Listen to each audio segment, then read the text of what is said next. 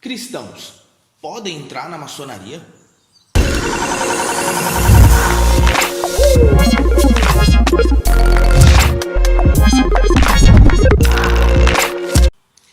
Fala aí pessoal, tudo bem com vocês? Eu sou o Rafael Silva e o assunto do vídeo de hoje é sobre maçonaria e cristianismo.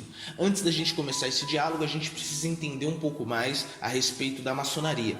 E na realidade ela se chama franco-maçonaria. Isso é uma irmandade, franco-maçonaria é uma irmandade filosófica e filantrópica que acredita no classifismo, acredita no crescimento intelectual por mérito seu, acredita na liberdade, acredita no aclassifismo. Para quem não sabe o que é aclassifismo, é uma igualdade social, ou seja, poder de compra é igual, poder de investimento igual. Isso é a maçonaria de uma forma bem reduzida, né? Ela é uma irmandade filosófica e filantrópica. Eles acreditam, eles se chamam de irmãos entre eles, né? E eles acreditam que todas as pessoas, independente da sua ideologia espiritual, independente das suas crenças, podem fazer parte desse grupo. Então todos eles são irmãos, independente da sua espiritualidade. Eles até ceiam, não é a mesma ceia que nós cristãos fazemos para lembrar a morte do Senhor até que ele venha, mas é uma ceia para eles se confraternizarem, para eles se conhecerem, etc. Bom, e o que eu acho de cristãos que querem fazer parte dessa irmandade? Primeiro, eu acredito que a maioria das pessoas querem fazer parte dessa irmandade justamente pelo aclassifismo, justamente por essa ideologia de que eles se ajudam entre eles para poder terem um status social bacana. A ideia deles terem um status social bacana é para que eles possam ajudar o maior número de pessoas, né? Esse é o foco da rapaziada, para o crescimento espiritual e intelectual deles. Então eles acreditam nessas benfeitorias, nessas questões filantrópicas aí que eles fazem bastante. O que a palavra de Deus nos diz a respeito de chamarmos outras pessoas de irmãos? Quem são nossos irmãos? Capítulo 1, versículo 12 do Evangelho de João. Diz assim: mas a todos quantos o receberam, deu-lhes o poder de serem feitos filhos de Deus, a saber, aos que creem em seu nome, aos quais não nasceram do sangue e nem da vontade da carne, e nem da vontade do homem, mas de Deus. Então, nós sabemos que todos aqueles que se converteram ao Senhor, que acreditam no nome do Senhor Jesus, então se tornaram, receberam do alto o poder de serem chamados de filhos de Deus, fazendo assim, sendo irmãos. Então nós temos aí irmãos espalhados pelo mundo inteiro, que fazem parte do corpo de Cristo, que é a igreja de Deus, né? Então, esses são os nossos irmãos. Eu não encontro na Bíblia nenhum respaldo, nada que me permita chamar outro grupo, ou outra filosofia, ou outro grupo de pessoas, vamos dizer assim, que eu possa chamar de irmãos, que eu possa me sentar na mesa e chamar essa pessoa de irmão. Eu não vejo isso. 2 Coríntios, capítulo 6, do verso 14 ao 18, diz assim: não vos ponhais em julgo desigual com incrédulos, porquanto que sociedade pode haver entre a justiça e a iniquidade? Ou que comunhão da luz com as trevas? Que harmonia entre Cristo e o maligno? Ou que união do crente com o incrédulo? Que ligação há entre o santuário de Deus e os ídolos? Porque nós somos o santuário de Deus vivente. Como ele próprio disse: habitarei e andarei entre eles, e serei o seu Deus, e eles serão o meu povo. Por isso, retirai-vos do meio deles, separai-vos, diz o Senhor. Não toqueis em coisas impuras, eu vos receberei. Serei o vosso pai, e vós sereis para mim filhos e filhas, diz o Senhor Todo-Poderoso. Mano, o que nós podemos entender a respeito disso é que nós não podemos fazer parte de qualquer grupo que vem por aí, independente se a sua ideologia nos fascina por conta da sua bondade ou do seu crescimento e etc e tal. Apesar de que isso tudo parece bom para os olhos, mas na realidade não tem nada a ver com o que o Senhor Jesus nos ensina. A gente costuma errar muito porque a gente não tem um conhecimento da palavra da verdade. A gente não manuseia bem a palavra da verdade e vai entrando aí qualquer vento de doutrina. É muito perigoso isso pra gente. Então a gente primeiro tem que ir a fundo e saber o que o Senhor quer, o que o Senhor entende a respeito disso, o que Ele nos orienta a respeito disso. Se assim os seus olhinhos brilham porque existe o aclassifismo entre eles e eu quero também o meu crescimento financeiro, Não é isso que a palavra de Deus nos orienta. Pelo contrário, ele diz para a gente não acumular nada sobre a terra. Ele diz para a gente não se preocupar, não andar ansiosos pelo que havemos de comer ou o que havemos de vestir. Ele diz que cuida da gente com excelência e com primazia e com muito amor. Então a gente não tem necessidade de correr atrás dessas coisas, né? Porque isso aqui fica e a gente tem que primeiro acumular tesouros que estão lá em cima. É isso que a gente tem que pensar. Aquele que pensa que precisa de ter dinheiro, de acumular dinheiro e de ter o seu status social bacana aqui nessa terra, é porque na realidade ainda não entendeu o que faz aqui, não entendeu o que é aqui. Então a gente precisa ver bem. A gente precisa ver bastante. Isso eu não estou falando pelo chamado de cada um. Isso cada um se responsabiliza pela sua mente. Se o seu coração não te condena, irmão, top, vai diante do Senhor e continua orando. Agora, se o seu coração te condena, se prostrar diante do Senhor se torna um pouco complicado, que a gente vai com aquela culpa, né? Então a gente já vai em pecado para o Senhor. Agora, se o seu coração não te condena, se você acha que você quer acumular dinheiro, quer ter dinheiro para algum fim, mano, top. Se isso vem da vontade do Senhor, top. É uma coisa que eu costumo sempre dizer, né? Há um versículo na palavra de Deus que diz assim, que o Espírito do homem conhece os pensamentos do homem, e o Espírito de Deus conhece os pensamentos de Deus. Mas o que nós temos habitando em nós é o Espírito de Deus. Então nós conseguimos acessar os pensamentos de Deus. Será que realmente você está acessando os pensamentos de Deus? É isso que realmente Ele quer para você? E se há alguma dúvida referente a alguma conduta que você está tomando, alguma posição que você tomou, vai na palavra de Deus, ela não erra. E ela vai te dizer se você está seguindo o seu coração ou se você está seguindo o coração de Deus. A vontade de Deus está aqui.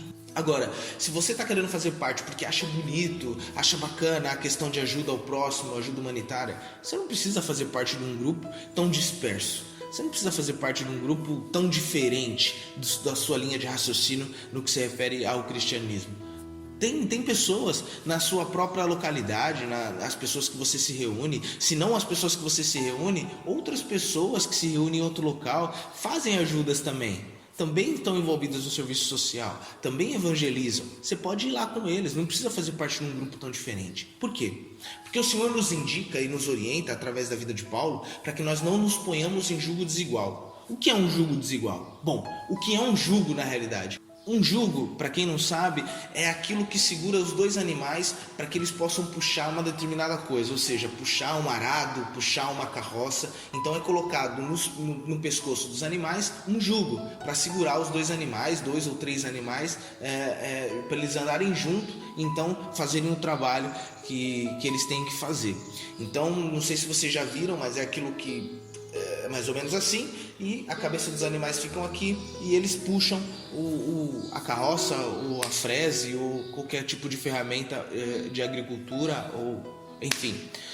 E isso, antigamente era possível, eles colocavam antigamente 2 animais diferentes nesse jugo, ou seja, colocavam um jumento e um boi, só que eles têm alturas diferentes e passadas diferentes, então acabava estragando o atrelado, estragando a frese ou a ferramenta que eles estavam usando, ou até a carroça, e também danificava os animais, também machucavam os animais, estressavam os animais. Então não era bom colocar jugo desigual, era bom andar boi com boi, jumento com jumento, cavalo com cavalo, para que eles possam ter a mesma passada, para que eles possam não se machucar e não danificar as ferramentas, não danificar e atrasar o trabalho em si. Então o Senhor nos indica que a gente não deve se colocar em jugo desigual com as pessoas. Isso não quer dizer que nós não possamos ter amizade, que nós não possamos amar, que nós não possamos estar juntos, mas nós não podemos compactuar ou fazermos parte de um jugo desigual. Isso o Senhor pede para que nós não façamos isso. Então a gente tem que parar bem para pensar, para saber se realmente vem da vontade do Senhor certas atitudes que a gente quer fazer ou certas atitudes que a gente faz. Nós temos que entender o que estamos fazendo aqui, o que somos para o Senhor. Nós somos um povo eleito, um sacerdócio real. Nós não somos daqui, somos imigrantes aqui. Só esperamos por um curto período de tempo nessa terra até que Ele venha, porque isso aqui tudo para nós é muito estranho. Não adianta a gente querer consertar isso, porque o mundo já foi condenado, já foi julgado, já foi sentenciado, e ele foi condenado como culpado. Então não tem como mudar essa história, mudar esse quadro. Ele já foi condenado. Então o que nós podemos fazer é amar E o amor nos impulsiona conforme que o Senhor quer que nós façamos. Ele quer que nós nos demos para um irmão, demos nosso tempo, nossa vida, enfim, para um irmão ou para alguma causa que Ele nos coloca, que Ele nos orienta. Isso vem da vontade dEle. Então, primeiro de tudo, nós temos que amar, sermos obedientes ao Senhor em amor, mas não por medo de ir para o inferno, não por medo de qualquer coisa nesse sentido, mas por gratidão. Porque é um favor que a gente realmente não merecia, essa salvação, essa paz que excede todo entendimento e todas as coisas que vêm com ela, os frutos do Espírito que vêm quando nós somos ali tomados pelo Espírito de Deus. Tudo isso é um favor que nós não merecíamos, porque nós merecíamos sermos condenados com o mundo fomos condenados como culpados, mas através do Senhor Jesus Cristo, então, a gente foi reconciliado com Deus, através dele nós fomos santificados, sarados, o Senhor nos vê com olhos e nos enxerga com mais alvo como a neve, escondendo todo o pecado, jogando fora todo o pecado que nós uma vez praticamos. Então é um favor não merecido, e é nessa linha que nós temos que andar, e não correndo atrás de coisas aqui desse mundo, que tudo nos é lícito, mas nem tudo nos convém. Então nós temos que parar para pensar nisso. Antes de terminar um vídeo, eu queria ler para vocês um e-mail de um irmão em Cristo, que não faz parte da maçonaria, e o e-mail diz assim, eu quero ler para vocês. Hoje não pertenço ao quadro de maçonaria. Depois de fazer parte daquela fraternidade por mais de 20 anos, solicitei o meu afastamento definitivo. A razão desse afastamento é que ela não comunga com a minha crença religiosa. Há muitas divergências entre os ensinos da maçonaria e a da palavra de Deus, a Bíblia. Dentre muitos, encontramos a crença da imortalidade da alma e na reencarnação, pois nos ensina a maçonaria que o homem evolui por seus méritos e seus esforços, sem a necessidade do sacrifício de Jesus Cristo que morreu para nos salvar. Com isso, o nosso Salvador e a importância do seu sacrifício são totalmente descartadas. Outra coisa que você facilmente verificará é que as obras da maçonaria são feitas com muito alarde, ou seja, quando se faz algo em prol de alguém necessitado ou mesmo uma ajuda a qualquer, eles fazem uma grande propaganda para que todos vejam o que está sendo feito. Isso é o contrário às palavras de Cristo. Mas se tu, quando deres uma esmola, não saiba a tua mão esquerda o que faz a tua mão direita. Isso está em Mateus 6,3. Se você se der ao trabalho de ler algumas obras maçônicas, verificará que existem muitas coisas erradas, vista pela ótica do autêntico cristianismo. Portanto, se o amigo é cristão, aconselho com base em minha experiência que nunca entre na maçonaria, pois, como eu, um dia irá se arrepender. Digo isso porque hoje sou um homem arrependido por ter feito parte daquela organização, não pelas pessoas que fazem parte dela, mas pelos seus ensinos. Devo também acrescentar que muitos dos maçons são pessoas de boa vontade, muitos são sinceros, muitos são bem intencionados, muitos são religiosos, porém estão enganados. Diz a Bíblia que há caminhos que ao homem parece direito, mas o fim deles são caminhos da morte. Provérbios 14:12. Também digo que tenho muitos amigos que fazem parte da maçonaria, mas isso não quer dizer que corrobore com eles em suas crenças. Meus manos e minhas irmãs, eu recomendo vocês que vocês mergulhem na palavra, procurem saber qual é a vontade do Senhor para a sua vida, qual é a vontade do Senhor para a sua noiva, qual é a vontade do Senhor para o seu corpo, antes de tomar qualquer atitude. Fiquem na paz, eu amo todos vocês de verdade. Fui!